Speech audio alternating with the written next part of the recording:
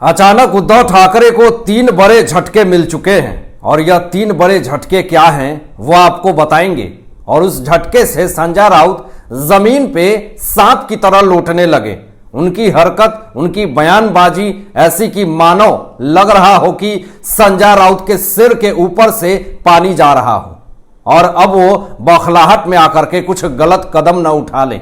इस झटके से उद्धव ठाकरे खेमे में हड़कंप मच चुकी है। वो झटका क्या है आपको बताएंगे, लेकिन जो घमंड उद्धव ठाकरे की थी वह तो अब टूटती हुई जा रही है। सत्ता की गर्मी पल भर में शांत हो जाती है। अच्छे अच्छे लोगों के घमंड पल भर में टूट जाते हैं। आज वही घमंड उद्धव ठाकरे की टूट गई है। पूरी तरीके से मन में जो इरादे लेकर के घूम रहे थे और शिंदे फडणवीस सरकार को निशाना साध रहे थे, आज यह कहीं के नहीं रहे। सब कुछ खत्म हो गया, पल भर में बर्बाद हो गया। जैसे जैसे चुनाव नजदीक आ रहा है तो उद्धव खेमे में लोग शिंदे गुट में शामिल हो रहे हैं। उद्धव खेमे के नेता, विधायक, मंत्री सब खाली हो रहे हैं। यह 3 झटका उद्धव ठाकरे के लिए बहुत बड़ा झटका माना जा रहा है। दोस्तों, बीएमसी चुनाव सिर पर है, लेकिन उससे पहले उद्धव ठाकरे को एनसीपी कांग्रेस से भी चुनाव लड़नी है। तो इनकी जो गठबंधन इन्होंने बनाया है वंचित बहुजन अघाड़ी से, उससे भी रिश्ते में करवाहट आती हुई नजर आ रही है। वो भी गठबंधन टूटने वाला है। किस लिए वह तो आगे आपको बताएंगे, लेकिन अभी पहला झटका है वह है कि चूना भट्टी से पार्षद टंडेल दंपति ठाकरे गुट से इस्तीफा दे दिया। यह बड़ी खबर। इनके इस्तीफे से उद्धव ठाकरे खेमे में हड़कंप मच चुकी है। दूसरा बड़ा झटका यह है कि एमएलसी मनीषा कायंदे उद्धव ठाकरे का साथ छोड़ दिया। उद्धव ठाकरे को इस्तीफा देकर के शिंदे गुट में शामिल हो गई हैं। यह बहुत बड़ा झटका माना जा रहा है उद्धव ठाकरे के लिए। यह बहुत दिनों से चर्चाएं चल रही थी कि मनीषा कायंदे काफी ज्यादा निराश और दुखी चल रही हैं उद्धव ठाकरे से, इसलिए उन्होंने इस्तीफा देकर के शिंदे गुट को अपना बना लिया है। और तीसरा जो सबसे बड़ा झटका माना जा रहा है वो है शिशिर शिंदे ने भी उद्धव ठाकरे से किनारा कर लिया है। शिशिर शिंदे ने भी उद्धव ठाकरे को झटका दे दिया है। दोस्तों, इस्तीफा दे दिया पत्र लिख करके शिशिर शिंदे ने। और शिशिर शिंदे का यह कहना है कि 4 साल से इन्होंने कोई जिम्मेदारी नहीं दिया उद्धव ठाकरे ने शिशिर शिंदे को। 6 महीने से कोशिश कर रहे हैं उद्धव ठाकरे से मिलने की, लेकिन वह मिलना नहीं चाहते हैं। इनकी पार्टी में इज्जत नहीं हो रही है। शिशिर शिंदे की रिस्पेक्ट नहीं मिल रहा है। न नाम है उद्धव ठाकरे के पास, न सिंबल है, न सरकार है, और यह अपने नेता के साथ इस तरह का व्यवहार कर रहे हैं। शिशिर शिंदे जो काम करना चाहते थे वह काम नहीं करने दिया जाता था। ठाकरे की तरफ से ये लोग उन्हें प्रताड़ित करते थे। तो ये 3 बड़े झटके मिले हैं। इससे यह कयास लगाए जा रहे हैं कि उद्धव ठाकरे की आने वाली चुनाव में करारी हार होगी। लेकिन इससे भी बड़ा एक और झटका मिलने वाला है। दोस्तों, गठबंधन की सरकार जो बनाया था उद्धव ठाकरे ने वंचित बहुजन अघाड़ी सरकार से जनवरी 2023 में, यह भी गठबंधन टूटती हुई नजर आ रही है। लेकिन क्यों, जरा जानिए। वंचित बहुजन अघाड़ी के अध्यक्ष और नेता हैं प्रकाश अंबेडकर। अब प्रकाश अंबेडकर ने अपनी मुस्लिम वोट अर्जित करने के लिए औरंगजेब की मजार पर जाकर के फूल चढ़ाया।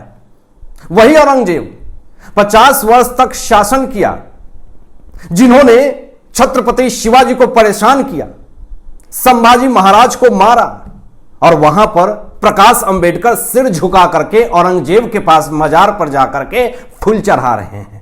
तो हिंदूवादी संगठन आक्रामक हो गए, गुस्सा हो गए, प्रकाश अंबेडकर की गिरफ्तारी की मांग कर रहे हैं। हिंदू महासंघ के नेता आनंद दवे ने गिरफ्तारी की मांग कर दी है प्रकाश अंबेडकर से। प्रकाश अंबेडकर की गिरफ्तारी हो, यह मांग कर दी है। अपनी मुस्लिम वोट बटरने के लिए प्रकाश अंबेडकर औरंगजेब के मजार तक जाकर के उनकी महिमा मंडल कर रहे हैं।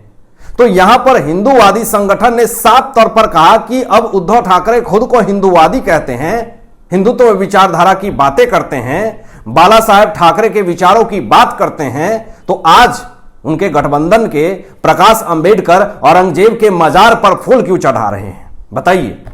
तो अब क्या उद्धव ठाकरे प्रकाश अंबेडकर का समर्थन करेंगे? यह सवाल खड़े हो रहा है। अपनी गठबंधन तोड़े उद्धव ठाकरे प्रकाश अंबेडकर से। यह हिंदूवादी संगठन के बड़े बड़े मुखिया ये बात कह रहे हैं और आगे कह रहे हैं कि अगर नहीं गठबंधन तोड़ा प्रकाश अंबेडकर से तो प्रलय आ जाएगा। अब बेचारा संजय राउत बौखला करके क्या बयानबाजी दे रहे हैं, जरा सुनिए। दिन में भी सपने देखने की आदत हो गई है संजय राउत की। जो साबित नहीं हो सकता है, जो कभी पूरा नहीं हो सकता है, वैसी बात करते हैं संजय राउत। बहुत ही निराधार और व्यर्थ की बातें करने में माहिर हैं संजय राउत। इनका कोई तोड़ नहीं है व्यर्थ की बात करने में, बकवास करने में। जरा सुनिए कि क्या कह रहे हैं।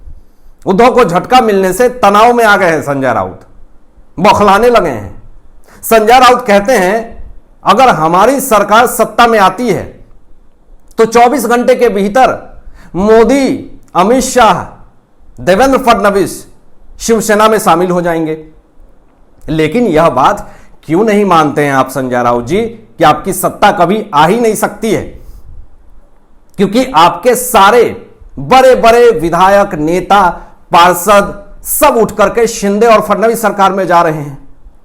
आपके अपने करीबी सब नाखुश हैं। आपने यह सोच कैसे लिया कि अमित शाह, नरेंद्र मोदी जी आपके संपर्क में आएंगे, उद्धव की शिवसेना में आएंगे? ना आपकी पार्टी बची, न चिन्ह बचा है, तो अब सरकार भी तो नहीं बचा है। तो किस घमंड से संजय राउत जी आप अमित शाह जी और नरेंद्र मोदी जी और देवेंद्र फडणवीस जी को अपनी पार्टी में शामिल करने की बात कह रहे हैं? दल बदलू पार्टी नहीं है भाजपा। अमित शाह और नरेंद्र मोदी जी दल बदलू नहीं है जो आज यहां कल वहां। जरा सोच समझ करके बयानबाजी दें। देश के प्रधानमंत्री जी के लिए और गृह मंत्री जी के लिए इस तरह की घटिया बात बोलने से पहले आपको सोचनी चाहिए। अपनी जबान पर लगाम लगाइए, नहीं तो कार्रवाई हो जाएगी। संजय राउत ने आगे यह भी कहा दिल्ली में बीजेपी के नेताओं ने मुंबई पर कब्जा करने की बात कही है, लेकिन मेरी उन्हें चुनौती है कि अगर दम है तो मुंबई नगर निगम और राज्य के स्थानीय निकायों का चुनाव कराकर दिखाओ। आकाश दिखाए बिना नहीं छोड़ा जाएगा, यह संजय राउत कह रहे हैं। बीएमसी चुनाव में आपकी हार तो पक्की है और आकाश दिखाने की बात आप कर रहे हैं। आकाश तो आपको दिख रहा होगा, रात में भी, सोने के बाद भी, जागने के बाद भी, दिन में भी, हर वक्त आपको आकाश दिख रहा होगा। आकाश दिखाने की धमकी आप ना दे संजय राउत जी। संजय राउत अपनी भाषा शैली भूल चुके हैं। उन्हें क्या बोलना है, किस नजरिए से बोलना है, किसके लिए बोलना है और बोलने के बाद इसका असर क्या होगा, सब कुछ भूल चुके हैं। बिना सोचे समझे कुछ भी बयानबाजी दे रहे हैं। मानता हूं कि झटके लगने के बाद इंसान कुछ भी बोलता है, लेकिन उसके अर्थ होते हैं, मायने होते हैं। बिना अर्थ की बातें बोलना, व्यर्थ की बकवास करना, यह सब आदत हो गई है संजय राउत की। जरा उम्र के हिसाब से बयानबाजी दीजिए। देश के सम्मानीय व्यक्ति के लिए इस तरह की बकवास ना करें। यह आपका कर्तव्य नहीं है। आप अपने कर्तव्य से पीछे हो रहे हैं क्योंकि आप अपने कर्तव्य को भूल चुके हैं।